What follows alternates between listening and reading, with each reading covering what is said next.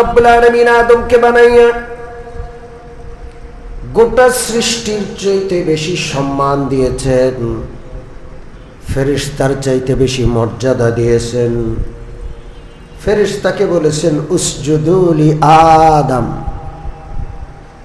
আদমকে তোমরা সম্মানের সেজদা দাও। গোটা ফেরেশতা কুল, কোন কোন বর্ণনায় আছে গোটা জগতের সমস্ত সৃষ্টি হযরত আদমকে সেজদা করেছে। সুবহানাল্লাহ বলবেন না? সম্মানের সেজদা এটা তখন ছিল, কিন্তু রাসূলুল্লাহ সাল্লাল্লাহু আলাইহি সাল্লামের শরীয়তে, মুহাম্মদ সাল্লাল্লাহু আলাইহি সাল্লামের শরীয়তে সম্মান সূচক সেজদাও নিষেধ। সেজদা একটাই আছে, ইবাদতের সেজদা। সম্মান সূচক সেজদা আর নাই। ইবাদতের সেজদা এটা কার জন্য হবে? জোরে বলেন, কার জন্য? আল্লাহ রাব্বুল আলামিনের নির্দেশে হযরত আদমকে গোটা ফেরেশতা কুল কিংবা গোটা সৃষ্টি জগৎ সেজদা করলো, ইল্লা ইবলিস, শুধুমাত্র ইবলিস সেজদা করে নাই। আবা ওয়াস্তাকবারা ওয়া কানা মিনাল কাফিরিন, এত সম্মান দিলেন আল্লাহ, সেজদা করে নাই। কানা মিনাল কাফিরিন, অহংকার দেখাইছে, আল্লাহ ওরে কাফের ঘোষণা করে দিছে। আল্লাহ রাব্বুল আলামিন বড় কষ্ট পেলেন, শয়তানকে জিজ্ঞেস করলেন, কেন তুমি সেজদা করলা না আদমকে? আমি তাকে নিজ হাতে বানাইছি, খলাকতু বিয়াদাইয়া। তার মর্যাদা তুই বুঝলি না? আমি আল্লাহ নিজ হাতে আদমকে বানাইছি। আল্লাহ, অন্য সৃষ্টি আল্লাহ হাত দিয়া বানান নাই। ইন্নামা আমরুহু ইযা আরাদা শাইআন আন ইয়াকুলা লাহু কুন ফায়াকুন। অন্য গোটা সৃষ্টি জগৎ কোন শব্দ দিয়ে আল্লাহ বানিয়েছেন? কি শব্দ দিয়ে? কোন। কোন একটা নির্দেশ, মানে হয়ে যাও, বাস হয়ে গেছে সব। কিন্তু আদমকে আল্লাহ কোন শব্দ দিয়ে বানান নাই? খালাকতু বিয়াদাইয়া, আল্লাহ নিজের দুখানা কুদরতি হাত দিয়া বড় আদর করে, মায়া করে, দয়া করে সমস্ত সৌন্দর্যের কেন্দ্র বানিয়ে আদমকে আল্লাহ রূপ দিয়ে সৃষ্টির সুন্দর সৃষ্টি বানিয়েছেন। সুবহানাল্লাহ। হযরত আদমের সৃষ্টি হলো কি বারে? শুক্রবারে। জোরে বলেন, কি বারে? আল্লাহ রাব্বুল আলামিন আদমকে সৃষ্টি করলেন শুক্রবারে। আদম আলাইহিস সালাতু ওয়াস সালামকে জান্নাতে প্রবেশ করালেন আল্লাহ শুক্রবারে। আমাদের বাপদাদার বাড়ি কোথায়? জোরে বলেন, জোরে বলেন, কোথায়? আমরা জান্নাতি। কোনো কারণে আমরা দুনিয়াতে আসছি একটু পরীক্ষার হলে পরীক্ষা দেওয়ার জন্য। পরীক্ষার হল থেকে বের হইয়া শেষ হলে, পরীক্ষা শেষ হলে আমরা আবার বাড়িতে যাব। কোথায় যাব? জোরে বলেন, আলহামদুলিল্লাহ বলেন। পৃথিবীর কোনো জাতি জানে না কোত্থেকে আসছে, কোথায় যাবে। কোনো জাতির কাছে সঠিক তথ্য নাই, শুধু আমাদের কাছে আছে। আমরা মুসলমান, জান্নাত থেকে আসছি, আমাদের বাবার বাড়ি কোথায়? আমরা আবার বাবার বাড়িতে ফিরে যাব যদি পরীক্ষায় কি করি? জোরে বলেন, পাশ করি। আলহামদুলিল্লাহ। পোলা যদি বেশি টেড়িবেড়ি করে, বাপ মা অনেক সময় জেলে দেয়।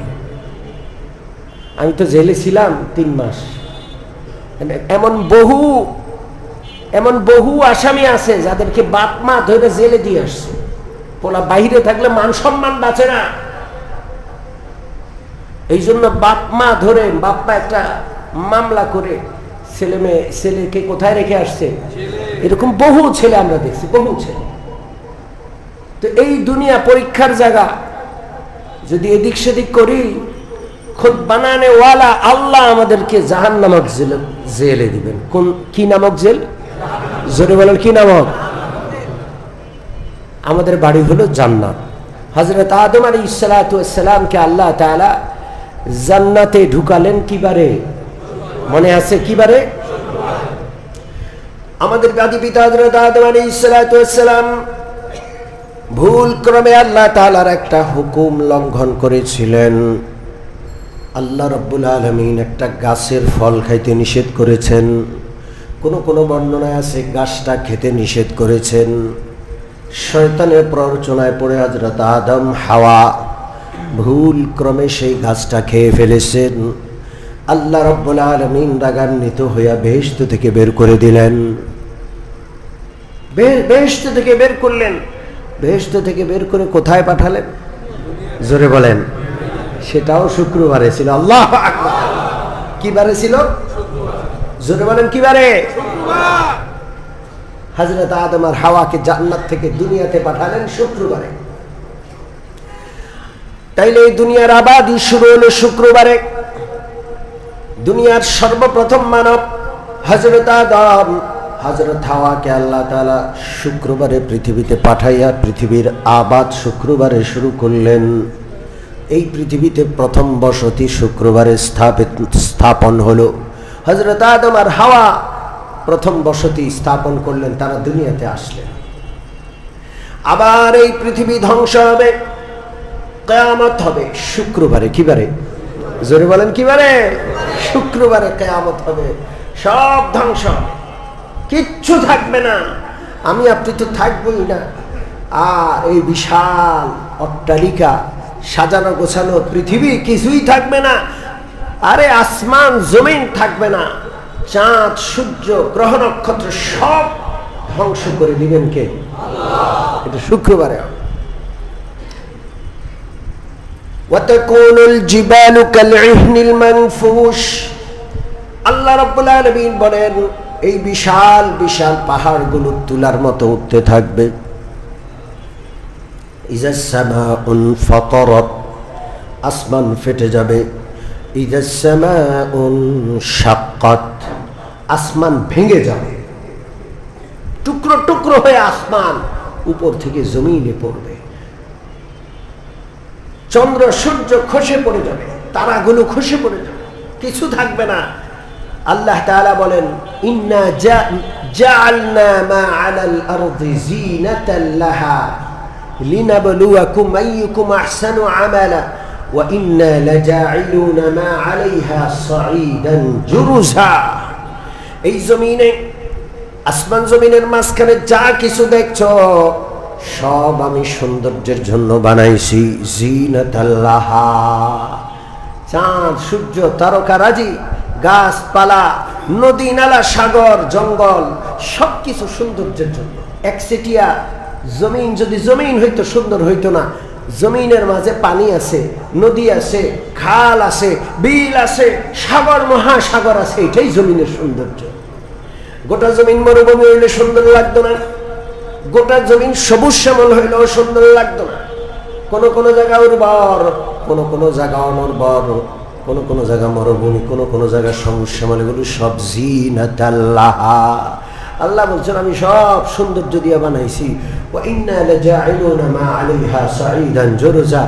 আর একদিন আসবে আমি সবগুলোকে ময়দান বানায় ফেলবো। সাঈদান জুরুজা, এমন মাটি যেই মাটি একেবারে সমতল।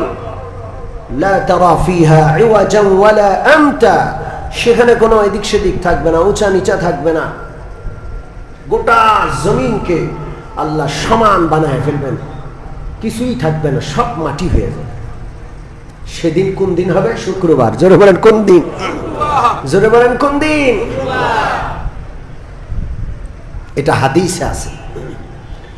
এখন আসেন শুক্রবার তথা জুমার দিনের আরো ইতিহাস আপনাদেরকে শোনাই।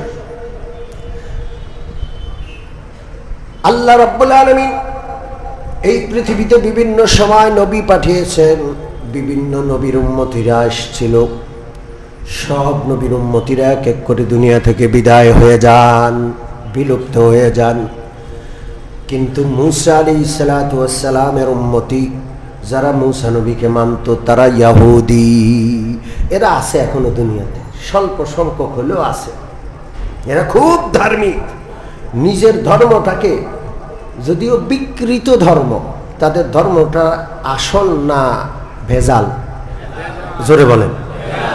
মারাত্মক ভেজাল। ভেজাল মানে খাঁটিটার নাই নেই, ভেজালের তো একটা পদ আছে, ঠিক না? খাঁটি ইহুদি ধর্ম নাই দুনিয়াতে। ওদের কাছে কোনো আসমানি গ্রন্থ নাই, ওদের আসমানি গ্রন্থটা ওরা নিজ হাতে বিকৃতি করে খতম করে দিচ্ছে। হযরত ঈসা আলাইহিস সালামের উম্মতের নাম খ্রিস্টান। এই দুষ্টরাও গোটা জাতি পথভ্রষ্ট, গোটা জাতি পথভ্রষ্ট। আল্লাহ তাআলা তাদেরকে বলেছেন দলিন, পথহারা। এই গোটা জাতি 250 কোটি খ্রিস্টান আছে পৃথিবীতে। কোথাও খ্রিস্টানদের কোন একটা ছোট্ট দলও আপনি খুঁজে পাবেন না যারা তাদের সঠিক ধর্মটা পালন করে। গোটা খ্রিস্ট জগৎ ভ্রষ্টতায় নিমজ্জিত, ভুল পথে চলছে। এই দুইটা জাতির দুইটা দিনকে, সপ্তাহের দুইটা দিনকে পবিত্র দিন মনে করে। পৃথিবীর ইহুদিরা শনিবার দিনকে পবিত্র দিন মনে করে। কোন দিনকে? জোরে বলেন, আরো জোরে বলেন, কোন দিনকে? শনিবারকে পবিত্র দিন মনে করে পৃথিবীর ইহুদিরা। তারা শনিবার দিনকে অবসর থাকার দিন মনে করে, অবসর থাকবে সেদিন। কেন? কারণ আসমানি কিতাবগুলোতে আছে আল্লাহ তাআলা গোটা আসমান জমিন 6 দিনে বানিয়েছেন। কয় দিনে? আরো জোরে বলেন, কয় দিনে? আল্লাহ রাব্বুল আলামিন সপ্তাহের 7 দিনের মধ্যে 6 দিনে গোটা আসমান জমিন সৃষ্টি করার পর তাদের কথা মতে শনিবার দিন আল্লাহ বিশ্রাম গ্রহণ করেছেন। আমি জিজ্ঞেস করি, আল্লাহর বিশ্রাম গ্রহণ করার দরকার আসেনি?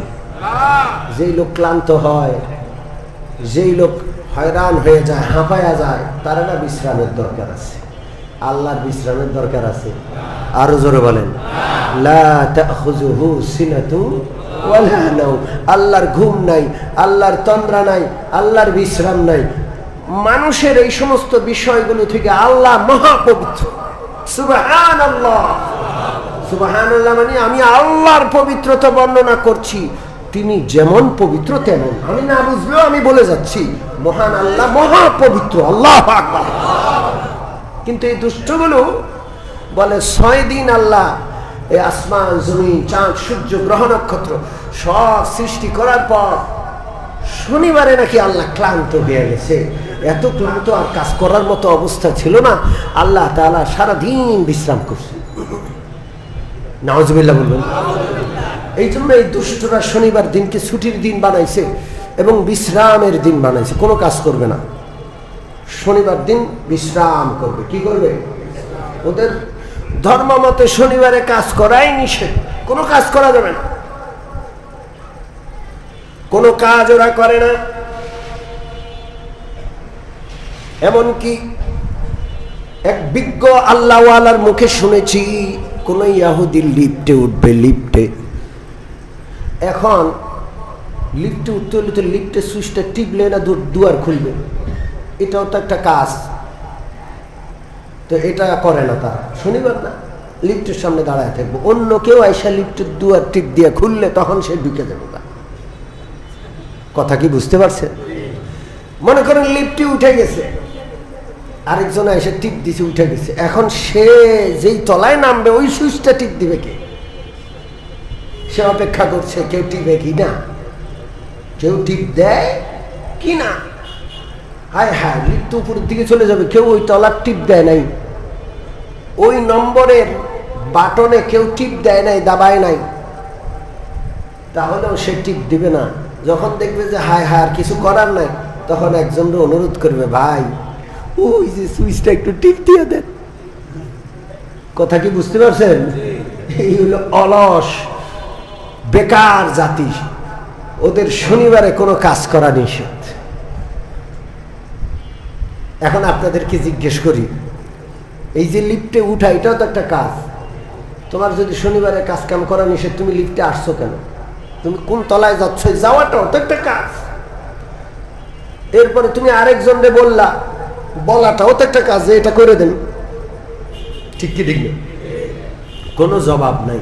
এই দুষ্টরা সারা বিশ্বব্যাপী ঐতিহাসিকভাবে শনিবার দিনকে ছুটির দিন মানে। কোন দিন? জোরে বলেন, কোন দিন?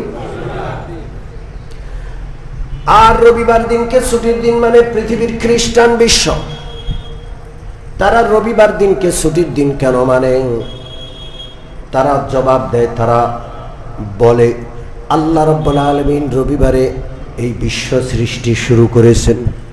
যেহেতু আল্লাহ রবিবারে বিশ্ব সৃষ্টি শুরু করেছেন, এই বিশ্বের সৃষ্টির ইতিহাস রোববার থেকে, অতএব আমরা রোববারে বিশ্রাম নেব।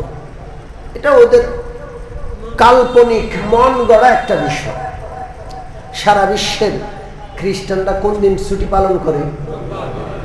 জোরে বলেন কিবারে? আর মুসলমানরা কিবারে পালন করে? হ্যাঁ, হাদিসে আছে। শুক্রবার দিনকার ইতিহাস হাদিসে আপনাদেরকে শুনাইলাম। এখন আসেন, এই শুক্রবারে আমরা জুমার নামাজের জন্য সমাবেত হই। জুমার নামাজের ইতিহাসটা কোত্থেকে আসলো? শুক্রবারে সমবেত হওয়ার বিষয়টা কোত্থেকে আসলো? ইতিহাসে লেখে আল্লাহ রসুল মুহাম্মদুর রাসূলুল্লাহ সাল্লাল্লাহু আলাইহি ওয়াসাল্লামের 560 বছর পূর্বে রাসূলুল্লাহর একজন পূর্বপুরুষ ছিলেন, নাম হইল কাব ইবনে লুয়াই। কি নাম? আবার বলেন, কাব ইবনে লুয়াই। আল্লাহ রসুলের পূর্বপুরুষদের, আল্লাহ রসুলের বংশ তালিকার মধ্যে ওনার নাম আছে 560 বছর পূর্বে, রাসূলুল্লাহর পূর্বে আসছেন। এই কাব ইবনে লুয়াই ছিলেন তাওহীদের অনুসারী, বড় মাপের আল্লাহওয়ালা। তিনি শিরিক করতেন না, পূজা করতেন না, মূর্তি পূজা থেকে তিনি দূরে থাকতেন। কাব ইবনে লুয়াই রাসূলুল্লাহর পরদাদা, ঊর্ধ্বতন পুরুষ। তিনি কুরাইশদের নেতা ছিলেন। তিনি দেখলেন পৃথিবীর ইতিহাসের খ্রিস্টানরা রবিবারে ছুটি মানায়, গির্জায় গেলে রবিবারে যায়। পৃথিবীর ইহুদিরা গির্জায় গেলে, তাদের ইবাদতখানায় গেলে শনিবারে যায়। কাব ইবনে লুয়াই যেহেতু তাওহীদের অনুসারী ছিলেন, ইব্রাহিম আলাইহিস সালাতু ওয়াস সালামের ধর্মের অনুসারী ছিলেন, তিনি ইতিহাস থেকে জানলেন আল্লাহ আসমান জমিন সব কিছু হযরত আদম আলাইহিস সালাতু ওয়াস সালামকে শুক্রবারে সৃষ্টি করেছেন। হযরত আদমকে জান্নাতে শুক্রবারে দিয়েছেন, জান্নাত থেকে বের করেছেন শুক্রবারে, কিয়ামত হবে শুক্রবারে। খ্রিস্টান আর ইহুদি যারা অভিশপ্ত এবং পথভ্রষ্ট, তাদের থেকে ভিন্নতরভাবে তিনি শুক্রবার দিনটাকে বিশেষ তাওহীদবাদীদের আনন্দের দিন, খুশির দিন, একত্র হওয়ার, সমবেত হওয়ার দিন হিসাবে সর্বপ্রথম রাসূলুল্লাহর 560 বছর আগে তাঁর পরদাদা কাব ইবনে লুয়াই ঘোষণা করলেন। সেই সময় জুমার নামাজ ছিল না।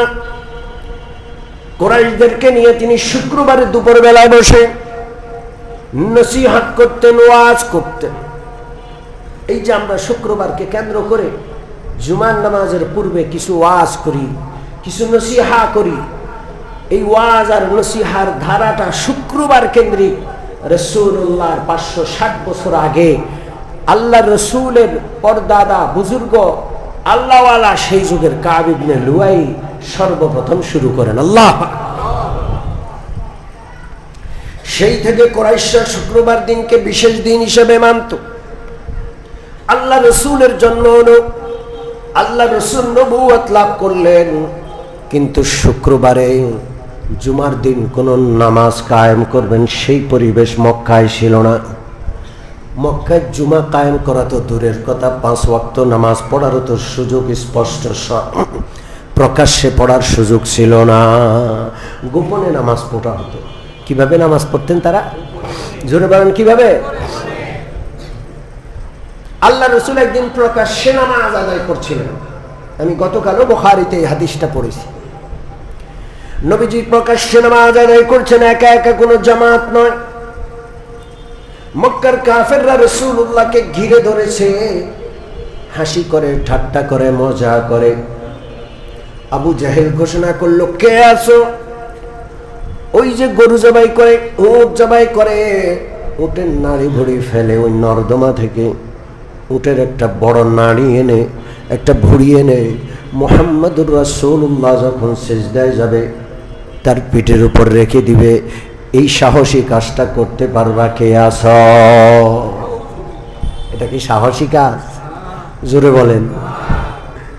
আজকে যত বেয়াদবি আছে সব সাহসী কাজ হয়ে গেছে, ঠিক কি ঠিক না?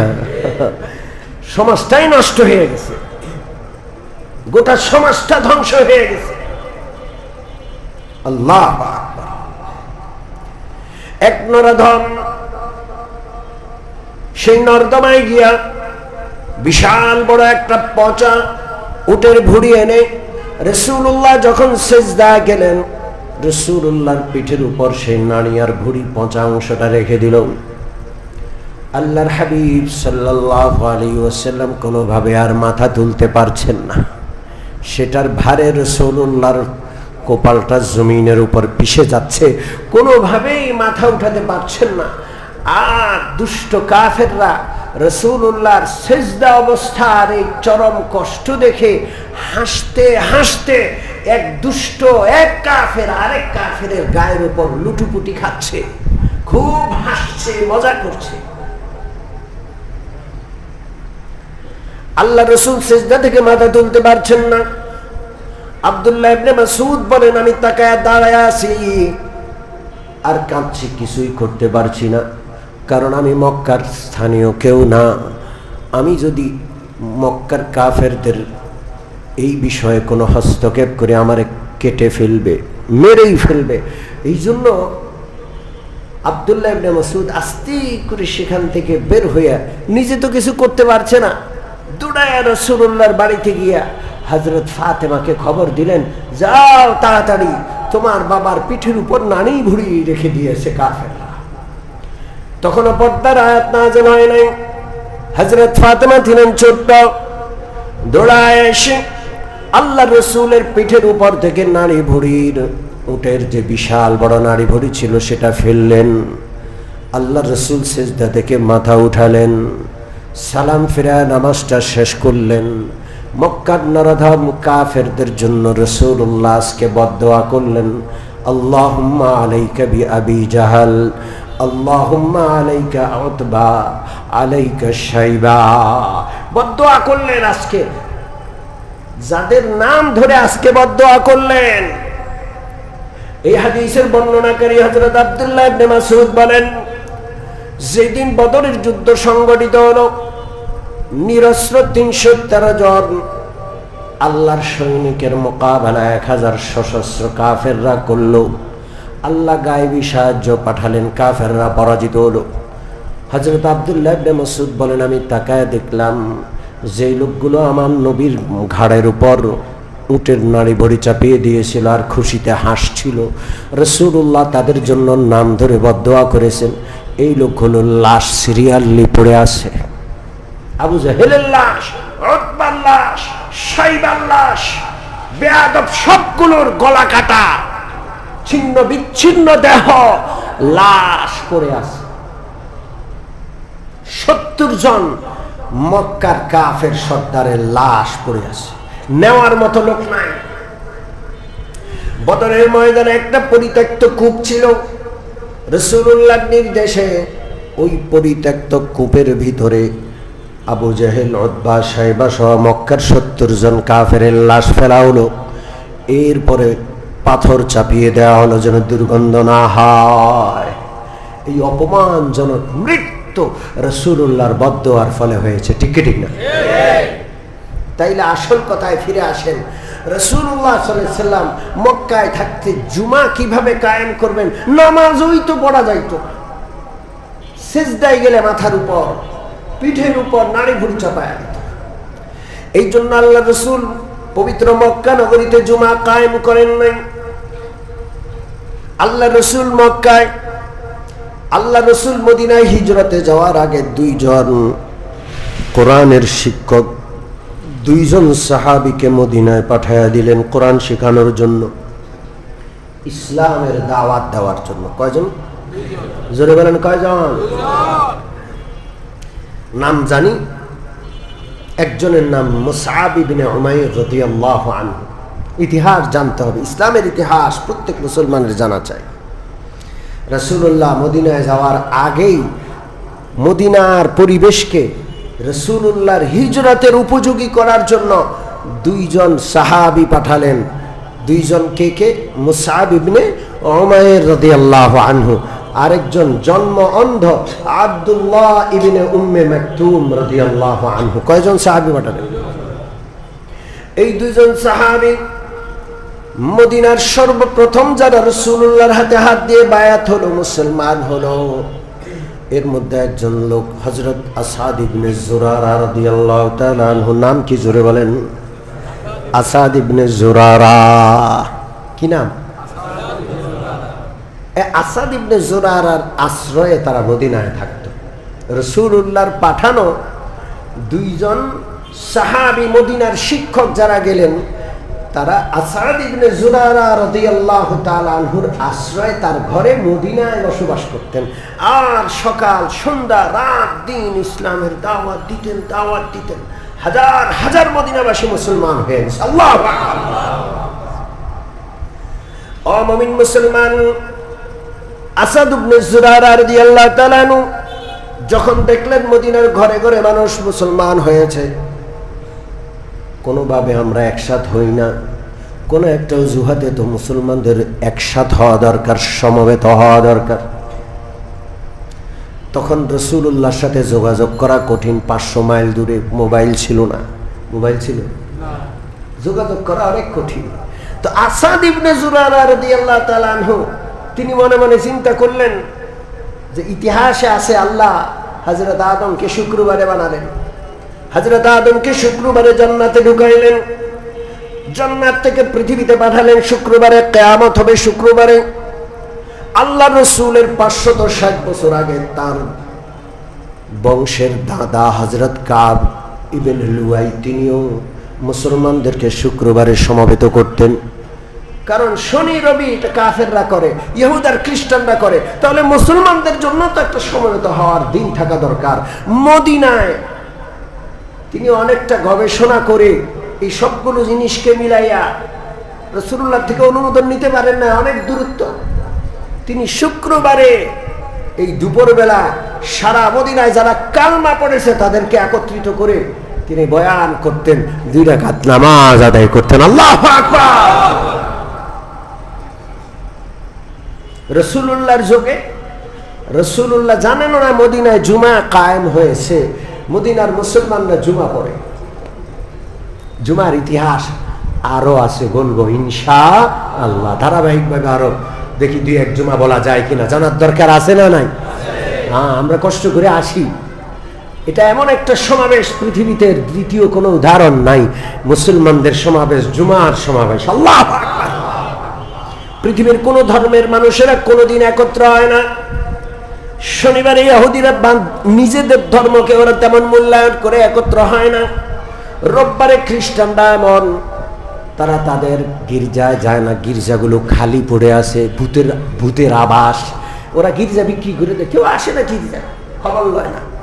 কিন্তু মুসলমানদের মসজিদগুলো জুমার দিন কানায় কানায় পূর্ণ হয়। আলহামদুলিল্লাহ বলে, জোরে বলেন আলহামদুলিল্লাহ। এই সমাবেশের আমরা মূল্য দিব, মূল্যায়ন করবো ইনশাআল্লাহ। আজকের আলোচনা এই পর্যন্তই। সম্মানিত উপস্থিতি, আলোচনা শেষ, এখনই সুন্নতের জন্য দাঁড়ানো হবে। কিন্তু আমাদের এখানে আজকে একজন মেহমান এসেছেন, জনাব